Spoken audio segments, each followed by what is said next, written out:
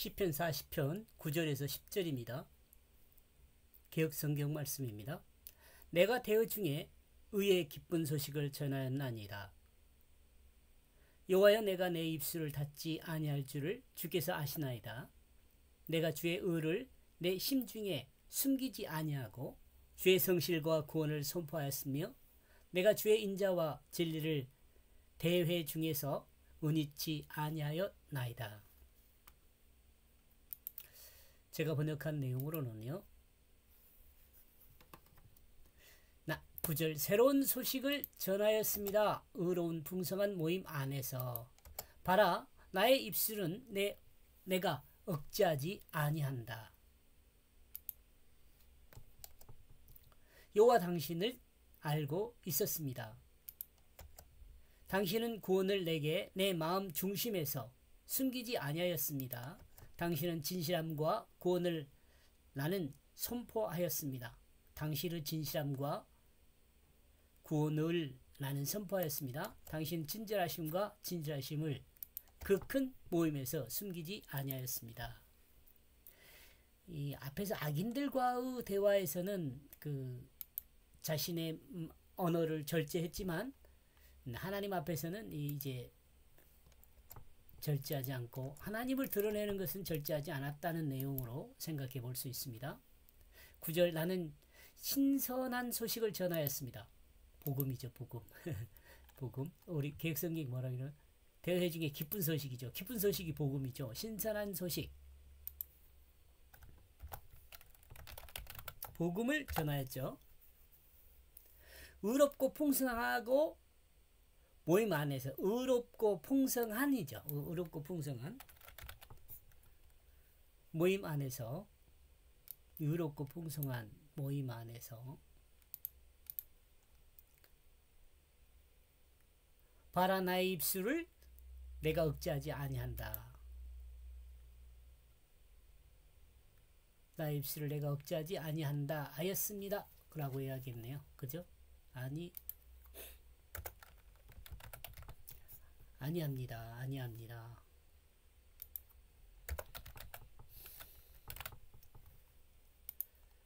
여호와 당신은 알고 있었습니다.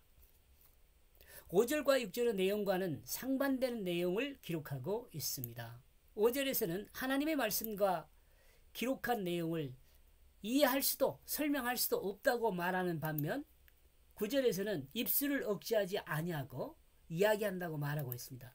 또한 이와 같은 내용은 하나님께서도 알고 있다고 말하고 있습니다. 그러므로 우리는 생각해 볼 수 있습니다.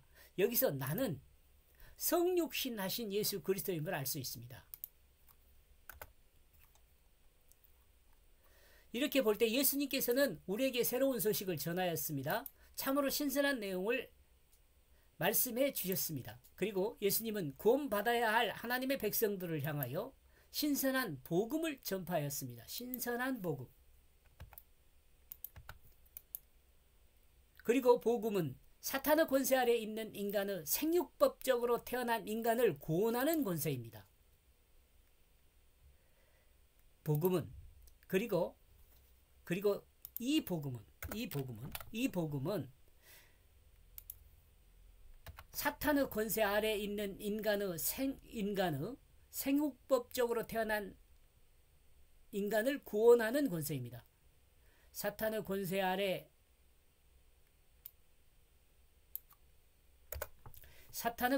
생육법으로 태어난 인간을 구원하는 권세입니다. 복음은 6절의 내용을 설명하고 있습니다. 즉 인간이 드리는 속죄제나 번제를 하나님이 원하지 않는 이유를 설명하고 있습니다. 곧 예수 그리스도를 믿음으로 구원을 얻는다는 새로운 신선한 구원의 소식을 전한 것입니다. 이와 같은 신선한 구원의 소식은 유대 사회에서 문제를 발생시킬 수 있었습니다. 문제를 발생시켰습니다. 문제를 발생시킬 수가 아니라 시켰습니다.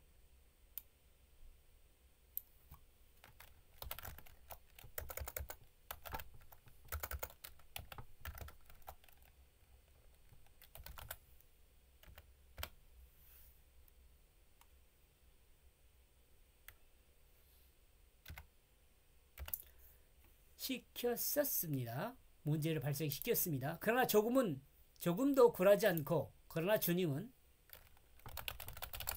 조금도 굴하지 않고 풍성하게 모인 인원들 안에서 담대하게 증언하였습니다. 유대인이나 바리새인 그리고 서기관들이 예수님을 대적하여도 예수님은 신선한 복음을 확실하게 증언하였습니다.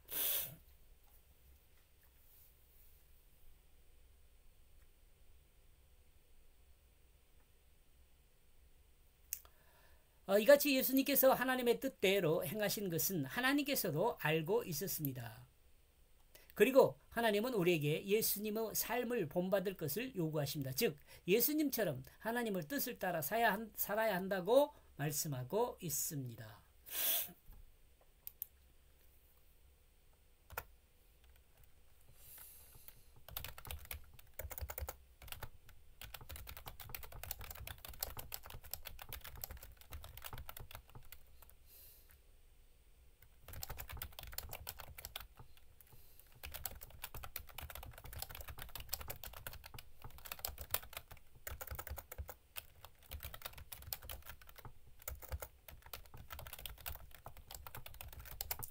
예수님께서 이 새롭게 증언한 내용들을 좀 살피면은요, 안식일에 대한 부분과 성전에 대한 부분과 율법에 대한 부분을 새롭게 설명하였습니다. 이로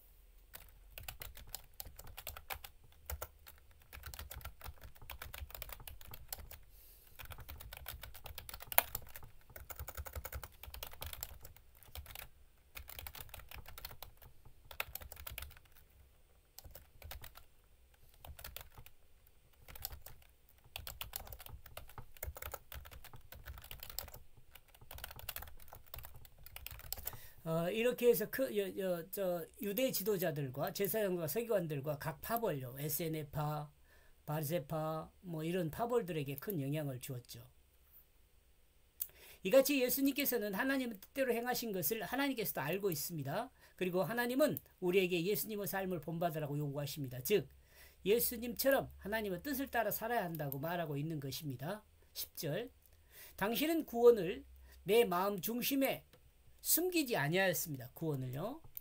당신은 신실함과 구원을 나는 선포하였습니다. 당신의 신실함과 구원을 나는 선포하였습니다.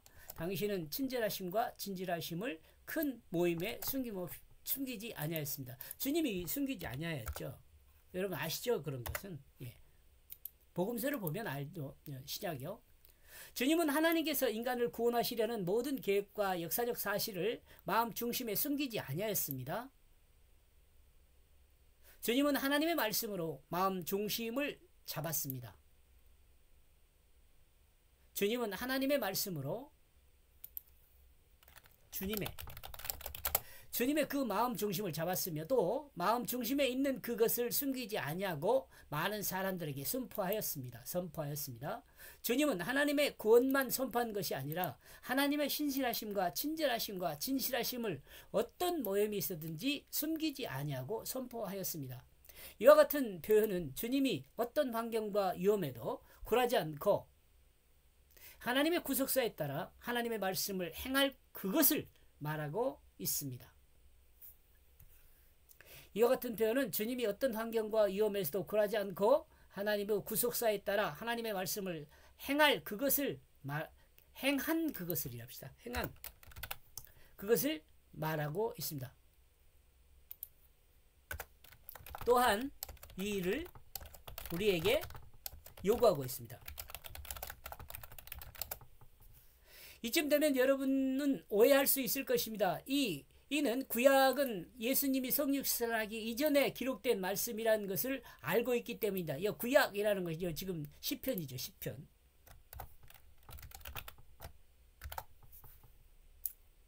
우리는 이 부분에서 성경의 기록이 어떻게 되었는지에 대해서 신앙의 고백과 성경을 기록한 관점에 대해 신학적이며 신앙적인 고백이 필요합니다.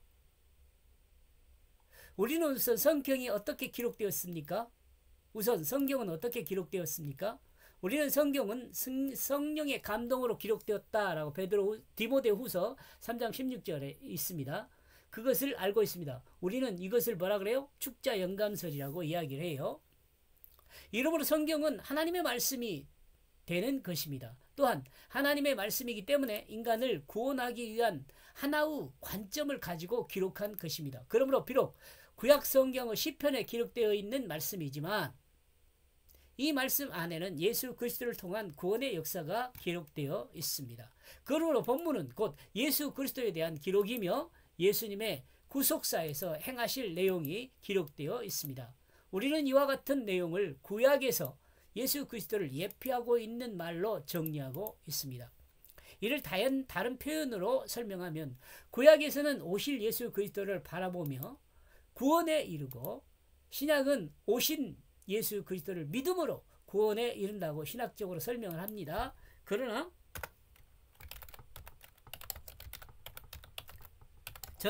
저는요 구약에서도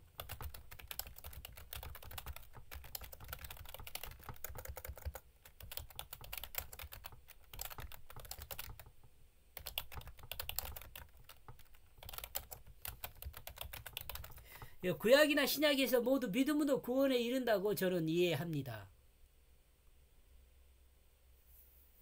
제가 앞에서 좀 설명했는데요.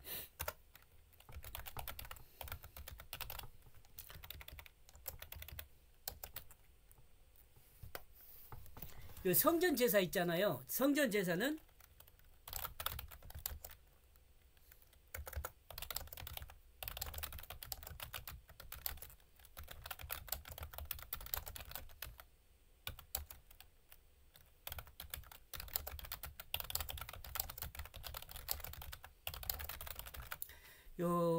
성전 제사를 드리는 그 사람의 믿음을 받는 거예요.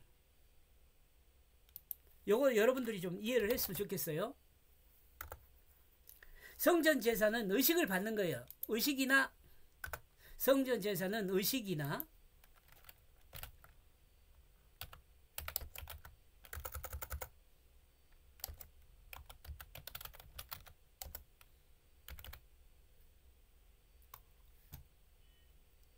제물을 받는 그것이 아니라 성전 제사를 통한 제사를 드리는 자의 믿음을 받는 것입니다. 그리고 이 믿음은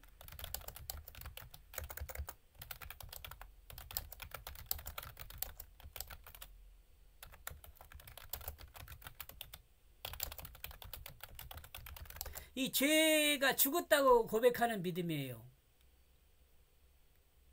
그리고 이 믿음은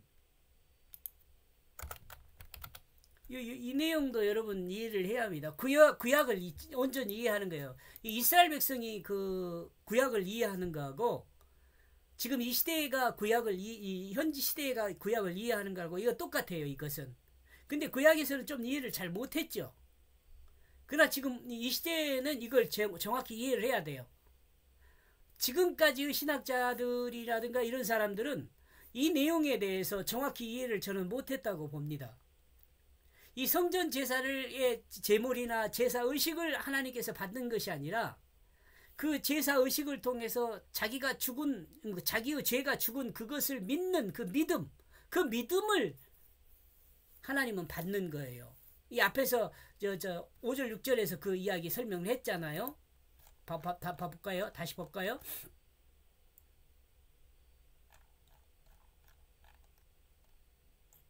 여기 있잖아요.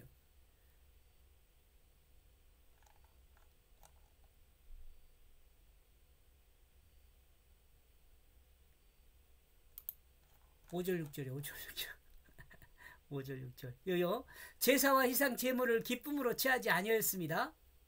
이런 거요. 번제와 속죄를 요구하지 않았습니다. 누가요? 하나님이요. 이해하죠? 이렇기 때문에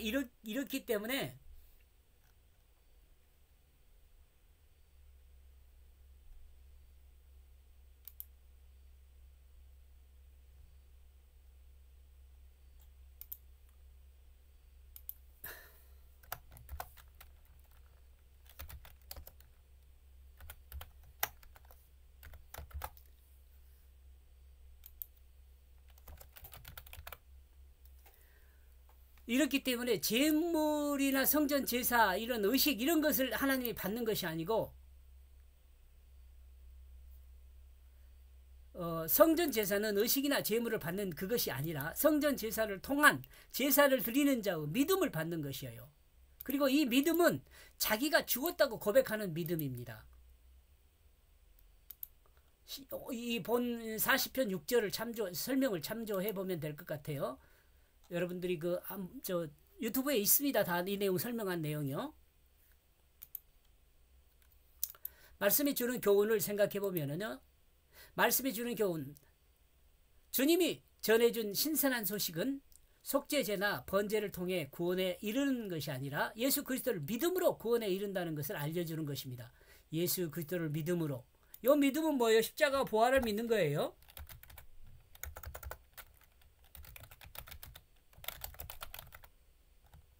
이 십자가 부활을 믿는다는 거니까 예수님의 2000년 이제 요즘 한 30년 되겠네요. 2034년을 더 마이너스 시게 하니까요. 플러스 시게 하니까요.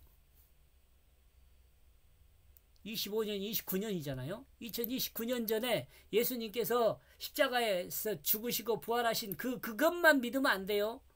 십자가에 내가 죽은 것과 부활에 내가 새 생명으로 산 것, 이걸 믿어야 구원을 받아요. 어떤 환경에서도 하나님의 구속사에 따른 진리의 말씀은 선포되어야 한다는 것입니다. 이 시대에도 마찬가지고 예수님 당시에도 마찬가지고요. 복음은 마음의 확신으로 신실함과 친절하심과 진실하신 하나님을 증언해야 합니다. 복음은요. 복음은 새 생명을. 복음은요.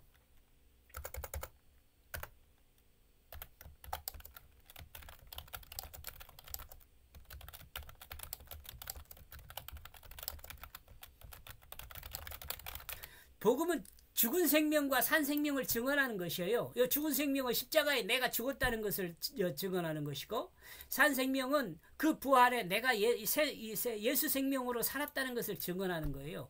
요것이 내 마음에서 온전히 이해되지 않고 실행되지 않으면 구원이 멀어요.